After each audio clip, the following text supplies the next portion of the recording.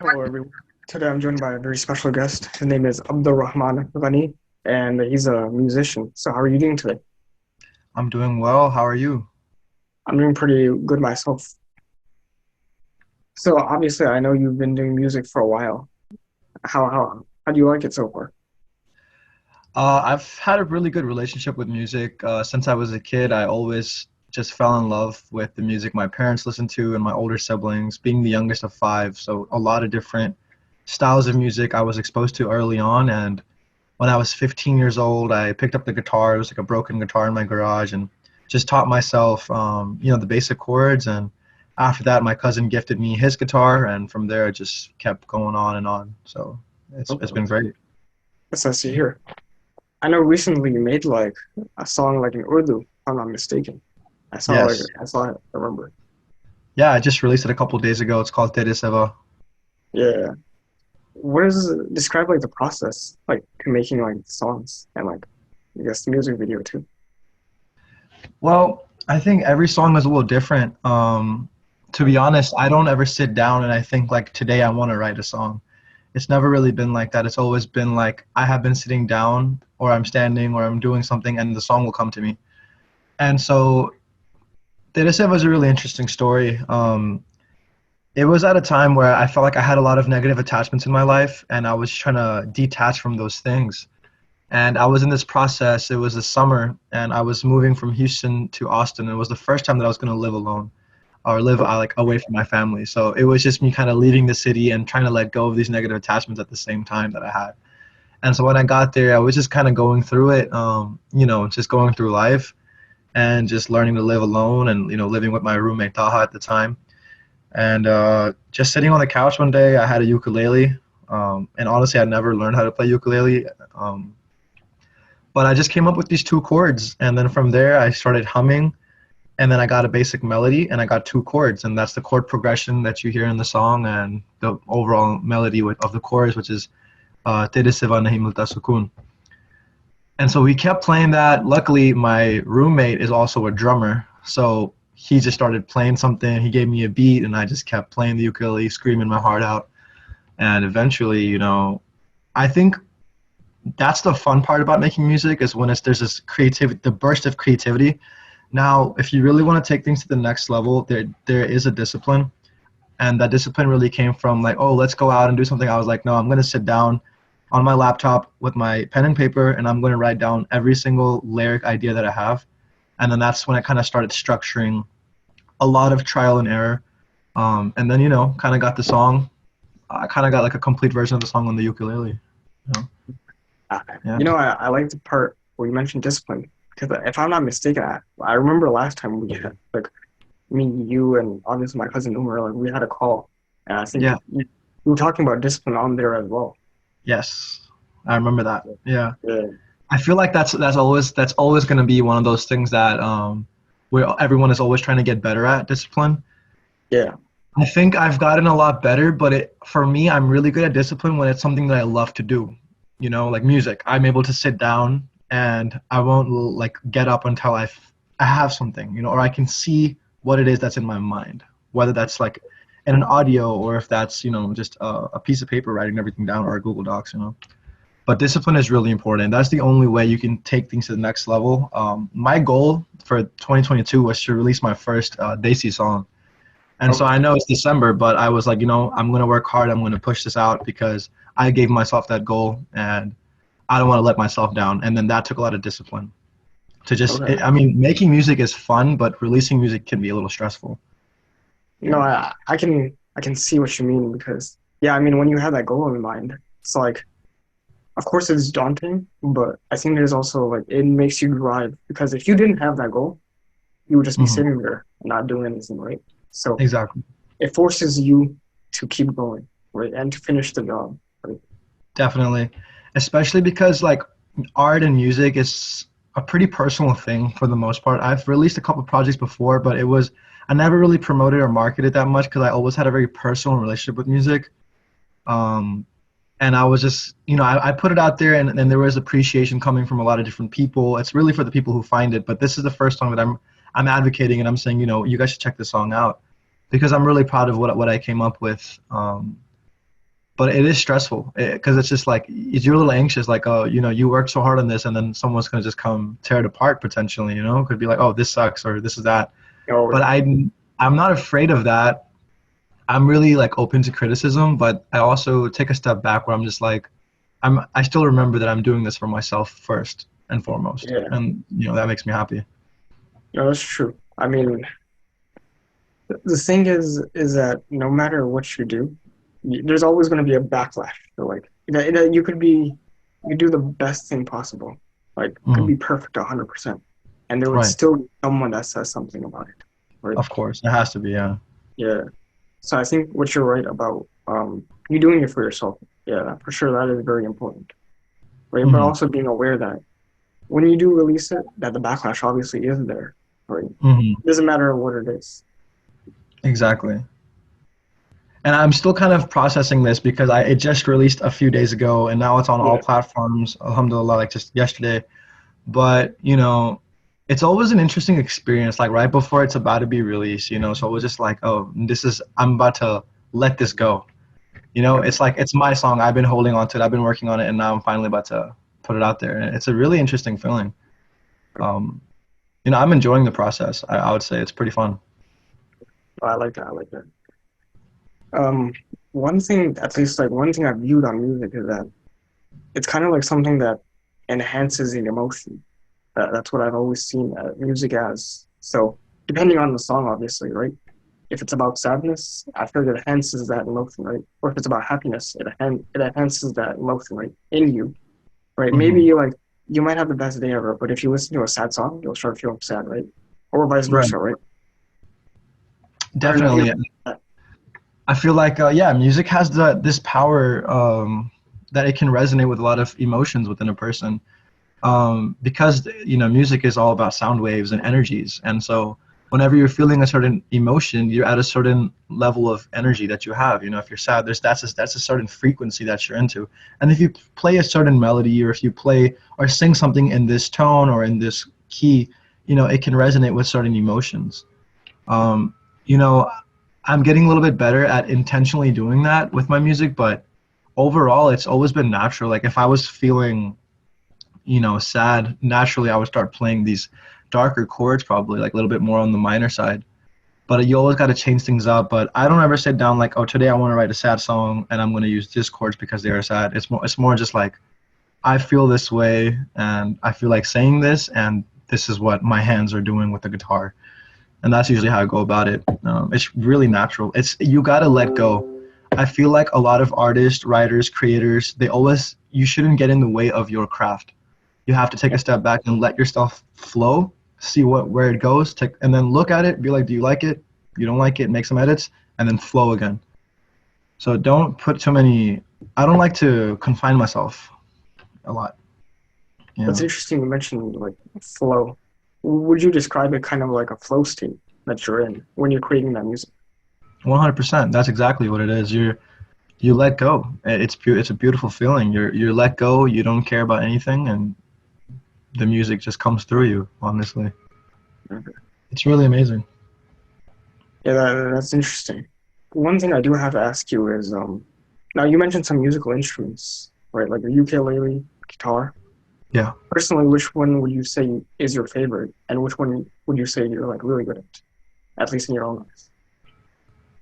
Honestly, man, I've never had formal lessons in any music, but the relationship that I have with my guitars, it's really beautiful, man. I just remember, learning how to play the guitar, and I'm not very technical, but what I do know, I learned to create my own style because I didn't have a teacher. I had to naturally form my own style, and I'm really proud of what I have. And I would say the guitar is my favorite instrument, 100%. It's just that's where I wrote the most songs, You and I just know, understand. I like the way it feels. yeah, no, that's true. Funny enough, you're actually mentioning this. I think I remember you saying this on the call about how like you didn't have a teacher and how it was kind of like a benefit to you because you weren't like constricted to something. Like I guess like a Yeah. format. Yeah, it's like if sometimes when you have, I mean, I think it's amazing to have a teacher, and I'm not opposed to it. I do want to learn more. I do want to eventually formally learn something, but I would say just starting out, like being able to create things without having a teacher or a mentor is really amazing for me personally because I never was just like, well, I made this. Does it like compare to my teachers, or is my teacher gonna like this? It was just like, no, I made this and I love it, and that really made me more open to being creative as possible. It's interesting because at least in martial arts, at least one way I can relate to that is that you'll have like a like a instructor or coach that'll teach you like a certain technique, right?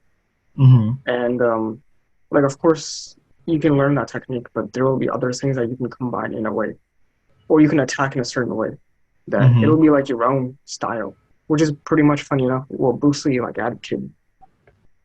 Wow, that's Yeah, really interesting. I mean, I never had a formal teacher or anything. There was a couple of YouTube videos, but I think the biggest teacher is just listening to the music that I love growing up, like different artists that I looked up to, just diving deep, and life itself, because life is so creative and so beautiful. Like nature, I feel like when I sit out in nature, when I go for these walks, or when I look at something that's just like marvelous, it kind of reminds me of the creation, of music, because it's like, how can someone create something, right? Like out of thin air. It's just a yeah, beautiful feeling. I don't know. yeah. No, I feel you. It's it's let me think. It's kind of like when I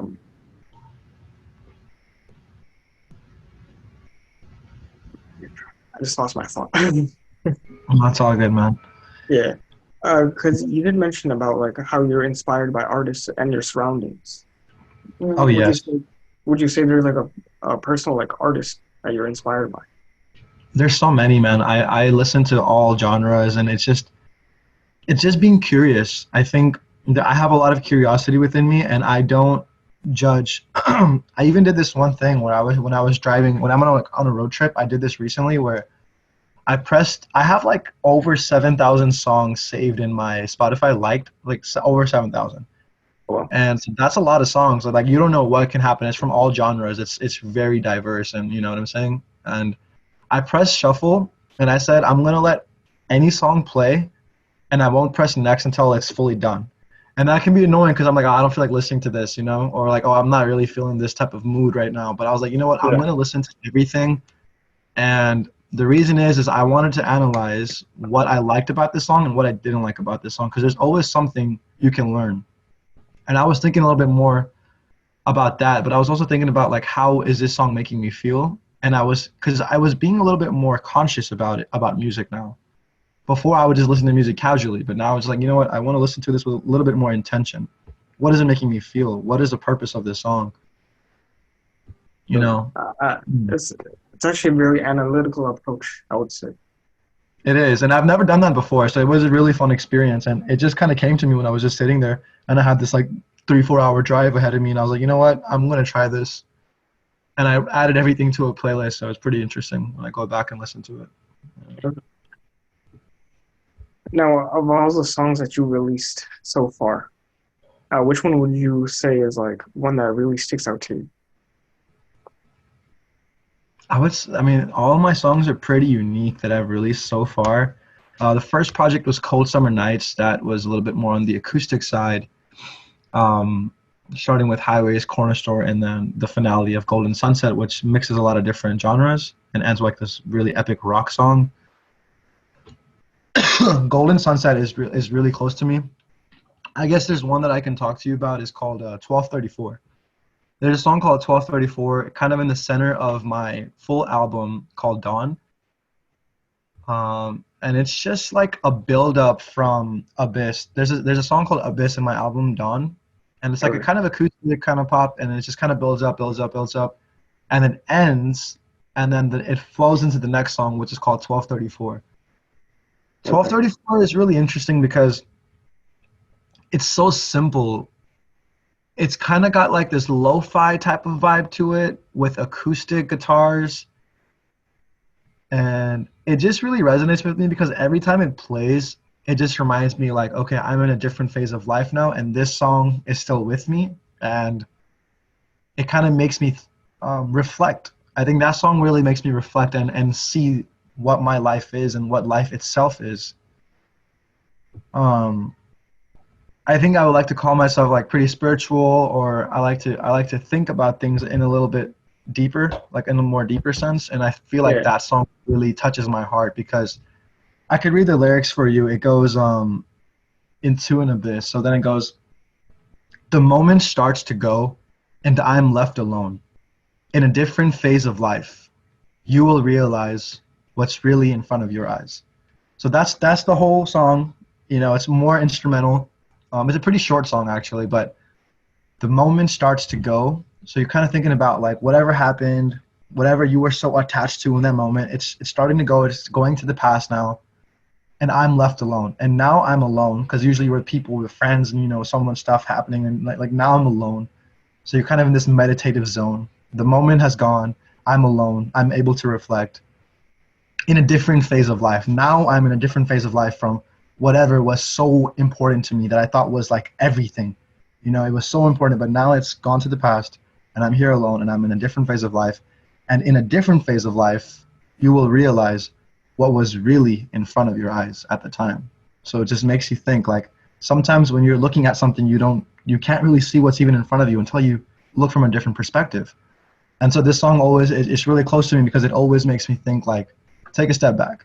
Let's see what happened really. Was it that big?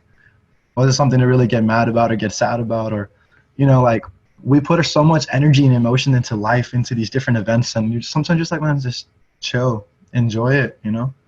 Or if it was a good moment, you think back to like, wow, that was such an amazing moment.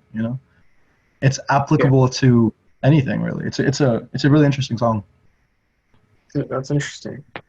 Now, obviously, you mentioned some names for the songs that you've made. Would you say what kind of draws you out to come up with the names for the songs that you make? Oh, 1234 is interesting because when I was writing this album, Dawn, I kept seeing this time, 1234. Like every time, and I didn't even know that I was going to write the song, but it's really interesting how the lyrics of this song even showed up. It was like I had Distractions, Dawn written, and Bittersweet Melancholy Queen written, and the other songs were kind of just like here and there. And I kind of wrote the whole like 9 song album in like a month, which is really crazy. I'm always really insane when I get into the creative in the creative zone. I had this big goal like I had this goal like I had really long hair like in a bun, and I'm like I'm not gonna cut my hair until I release a full album, and I'm not even gonna buy um I'm not going to invest any money in like instruments or any type of music gear until I think I am a worthy musician. And even after releasing Cold Summer Nights, I still didn't feel complete. So I released Dawn, and then I bought my own guitar. Before that, all the guitars were like, given to me.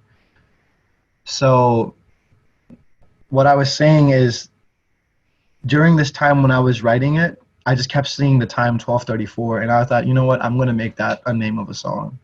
So that one was that. I don't really think every song is different. Yeah, no, for Yeah, I sure. like to stand out. One thing I like that you mentioned is that how you didn't purchase any more like musical instruments until you were sure that you became really good at music. Yeah. And honestly, I feel like that's kind of similar to what I did with like martial arts and like MMA. Is I didn't really spend big money on any like gear or anything Hmm. until I was like certain that okay, I got to a certain level, and okay, now it's like worth investing money into this. Yes, exactly. Because I had a lot of friends that like invested so much money in these things that they felt like they were so passionate about, and then they never did anything with it, Yeah, and it was just a waste of money. And so I was just like, you know what? Like, I also realized this. I'm like, I don't have any equipment. I don't have any production. I don't have any expensive guitars or anything like that. Can I still make good music? And it was like a challenge. Like, can I make something good out of the most minimum resources? And I think I did. And when I did that, I'm like, okay, now I feel like I can, reward myself. And that's what it was. Like, Cold Summer Nights was kind of like starting from scratch. Like, my first thing was Highways as a single was just vocals and acoustic guitar. So it was very raw. And then Cold Summer Nights got a little bit better. Dawn was beautiful. I really like the Dawn album from start to finish. It's like a whole experience. And then I was like, you know what? I released Cold Summer Nights in 2020, Dawn in 2021, and so now it was like, okay, I need to release something at a much higher level. And so that's when I released Dede Siva with really good production, working with really good musicians, really good producers. Shout out to them, Mirza Music and Adnan. So they came through and they took the song to a whole other level. And so it's just like that, I'm like, now I want to invest more because I feel like I deserve it. And in the future, I'm going to just keep going at that level. No, I like that. I like that. What's funny is I forgot the name of the book, but I think it was a book by Russ, actually, funny enough, where he was talking about his journey to music and how it was getting a lot bigger. And what you're kind of describing actually kind of reminds me of that book. Wow. I haven't checked it out, but I would love to Yeah. look into. I mean, personally, I read a lot of audiobooks. His happened to be on there. I forgot the name of the book, but if you search up like Russ audiobook, you'll find it on Yeah. YouTube. Okay. And basically, what he talks about is like the struggle of becoming a big musician, right? And how he, funny enough, also didn't have a lot of equipment. And how I can't remember it. Basically, he used to live like I think it was just him and his friend, right? And they had this one guy that was telling them to make. I think he was like a producer, right, for music video. This Mm-hmm. guy was taking forever to make it, and they just thought, you know what, it's better if we just do it ourselves. And they ended up doing it themselves, and they made it in like I think a month. That guy Wow. was taking like literal like so long. Actually, no, I don't even think it was a month. I think it was just a week. The guy was taking months to make it. Mm-hmm. And he kind of explained like some people aren't going to be as urgent about your things as you will be. And I was like, that's very true. Definitely, man. I feel like you got to take things into your own hands. Once you start becoming too dependent on others, you can get, I feel like it kind of like lessens the quality of your work as well because no Yeah, one can be as passionate about what you want more than you. yeah, So you have to want it. And that's what it is. Like you have to push people. You have to, you know, for me, I had a really good producer. He was a good friend of mine. Right after high school, I met him, Gio. He working with him has been a great experience, but at the end of the day, like no one's gonna do it for you. No one's gonna tell you like, hey, come to the studio or oh, let me write this for you. Like, you know, I just loved it. It was like there's this song stuck in my head and I need to write it down, otherwise I'll forget it. yeah. And so like my phone is full of like these voice messages, of voice notes, voice memos, and it's just like a bunch of different tunes and melodies, and it's really cool because you have to keep track of my notes is full of lyric ideas, my Snapchat pictures, and I write down like lyric ideas, song ideas. So you have to be passionate about what you want to do, and you have to be confident to share it with others. That's 100% true. And the thing about confidence you mentioned, a lot of it really comes from, as you were talking about, like trial and error. 100%. Yeah.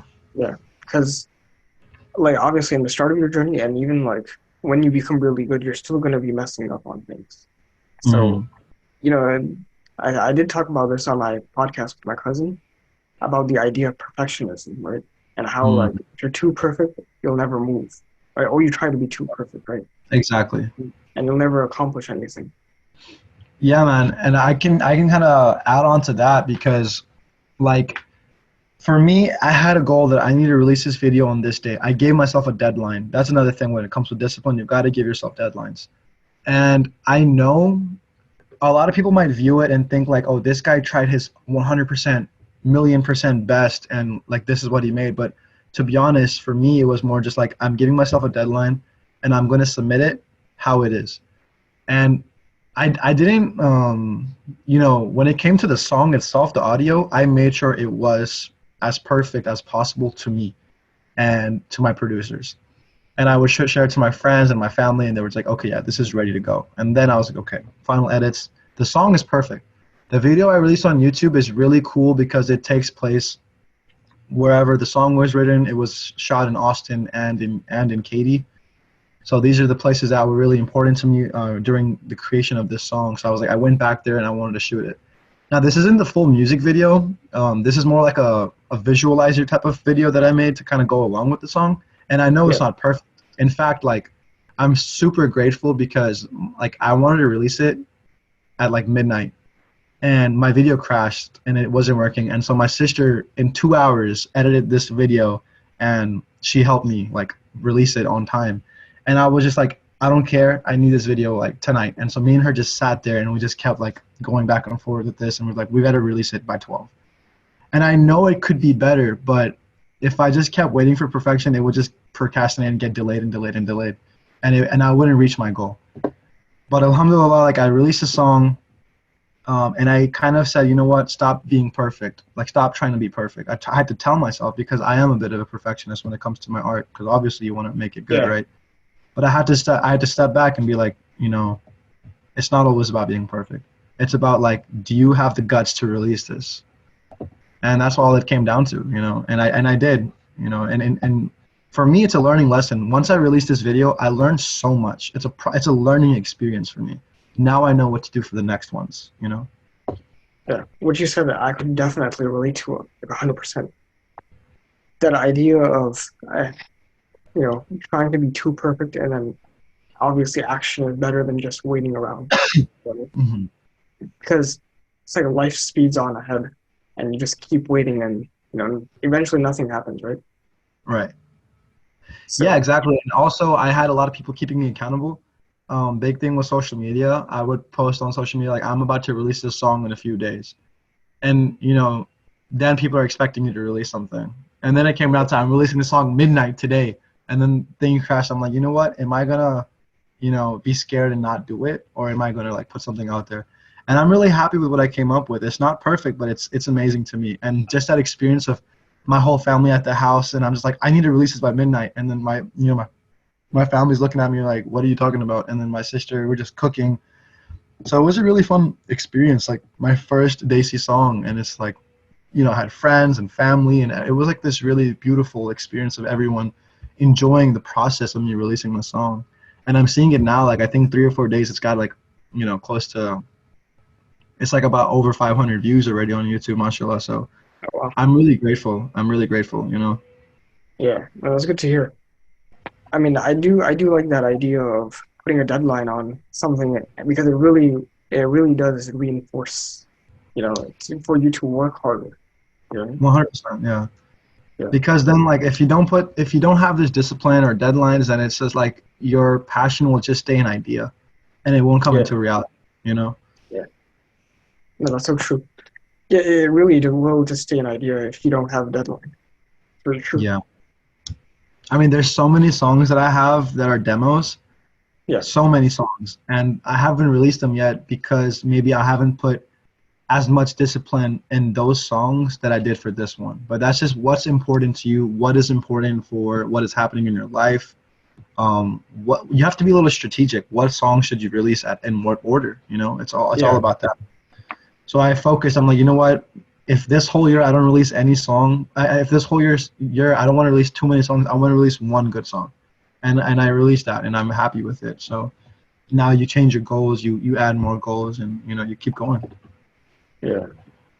No, obviously you said that you made like a song in Urdu, right? And how different would you say it was to make a song in Urdu compared to English? That's a really good question. Luckily, like my Urdu and English are both really fluent, so I don't have a hard time transitioning between the languages. However, I never lived in Pakistan or India, or like I never lived in a desi country, but I've been raised here my whole life. But because my family speaks fluent Urdu and I kind of grew up listening to like Urdu music and stuff like that as well, it was kind of natural for me. Like even when I was sitting on the couch in Austin on the ukulele, like naturally the words that came out of my mouth were in Urdu, and I would just record it, and then I would listen back to it when I'm sitting down, and I would write down what did I say while I was freestyling, and then I would go and make those edits. So for me, it was pretty much the same process for creating a song. I would say the biggest difference was that usually I work with my friend. His name is Giovanni. Okay. So now for this project for Tere Siva, being my first Desi song, I wanted to work with other Desi artists, people who have made like Urdu songs. So I actually got to work with, you know, Shumail Mirza and Adnan, and they have made a lot of like, you know, Desi songs. And I think Shumail has even like done a lot with Ali Haider, which is a really big Pakistani singer in Pakistan. So I just wanted to work with people who are in the Desi industry, and so that was a big difference. Just sitting with a new people, and they're a lot older than me. Me and Jay are like the same age, so they're like a little bit older than me. These producers, so it was a really interesting experience, just like looking up to them, be like, okay, yeah, these guys, you could see the experience that they have when it comes to music. So that was a big difference. The actual production, I would say, was the biggest difference between the two Okay, projects. Yeah, I like to hear that. Yeah. So you were working with people that obviously were like as experienced, right, as you, or possibly more, right? way more, way more. I This was my first song. They have like they've worked on so many songs. They've been making music for maybe over 15 years, whereas Wow. I've pretty much just started. Like I think in 2020 was my first release. So I mean, I'm pretty new. No, that's good to hear. That's good to hear. Yeah. So now, personally, you worked in, I mean, you said you listened to a bunch of genres, but is there like any specific genre that you personally like? Oh yeah, man. I love alternative rock. That's really what I grew up with. Alternative rock, indie. I been getting more into bedroom pop. Obviously, growing up, all my friends, we all listen to rap. There's a lot of house music that I've been getting into recently. A lot of that DJ stuff, a lot of electronic stuff. But if I had to pick one, I would just say rock. Like my Rock. simple answer would be like alternative music. Yeah. Yeah. How about even country? Man, country is cool, but I haven't gotten into it like that. There's a few country songs that I really do like, especially the ones that are really good at storytelling. But I think the sound that country music hasn't resonated with me as much as other genres so far. It could later on. I don't know. Okay. Yeah, I've heard that about country is that it usually is storytelling. It's not just a yeah. song. I do like folk music. It's very guitar work. So there are some country songs that sound like folk. So I could enjoy that. I appreciate their work. Okay. Yeah. What about you, man? So, Is there any sort of music that you like? I would say, I mean, it's not really a genre, but I really like music that, because obviously I do MMA, right? Or I go to the gym. So I like listening to music that really hypes you up and gets you in like the zone. And Right. usually that type of music happens to be a lot of rap music, right? So Yeah, that's yeah, yeah. usually what I'll like listen to. 100%. I know at the gym, like I'm listening to rap a lot too, but I think if you're working out or something, I can send you some like really good pumped up rock songs that will really like get your blood flowing. So Okay. Yeah, send it my way. definitely. Yeah. So obviously, before we end off, do you have anything you want to say that you didn't get a chance to say? Um, I think it's been a really good podcast, man. I think if there's anything that I've got to say, it's just I think don't be judgmental on yourself. That's one thing I would say. Like similar to how I said, like don't get in the way of your craft. I feel like it's really important for us to not judge ourselves as much and get in tune with your inner child.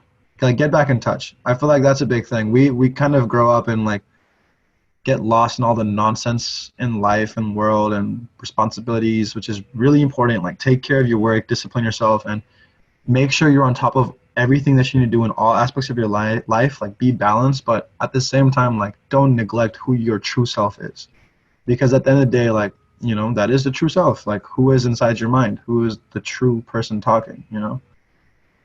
Like That's a really good point don't on this. Yeah. yeah, like don't get covered by all this ego and everything, or like I need to please others and this and that. It's just like spend time with yourself, learn about who you are, and do what you love, and then you won't care what other people think. You're just doing you. So That's a really good point, honestly, because yeah. I think even Kanye, like West, like he made a song, right, called Power, which I'm sure you've probably heard of, right? And I think in that lyric, I'm probably gonna butcher it, but I think he said something like, "I'm fighting for my inner child. I'm fighting for custody." Something like that, right? And Interesting. that Yeah. really relates to what you're saying. Wow, that's cool. Yeah. It's really interesting when a lot of different musicians and creatives from around the world and around different times have come to these realizations. And it's really nice whenever I come to these realizations on my own, just going through life. And when I'm able to share with people like you and learn things that you have, gone through, and I feel like having this source of dialogue is so important for us to like be ourselves and just have a casual conversation. Yeah, no, I like that. I like that. It was honestly a really great honor to have you on here, and I'd love to do an episode again sometime in the future. Definitely, man. Thank you so much for reaching out and like doing this. It means a lot to me. Yeah, no, Really. no. Yeah, I also appreciate you obviously taking the time and doing this with me as well. Yeah, man. It's been a pleasure of mine, honestly. Thank you so much, Yeah, bro. yeah, no problem, man. And for all of you that are watching this content, please like and subscribe. Hit that bell notification so that you can get more notifications on the great episodes like this, as well as other episodes in the future that we will make. And until Definitely. then, peace.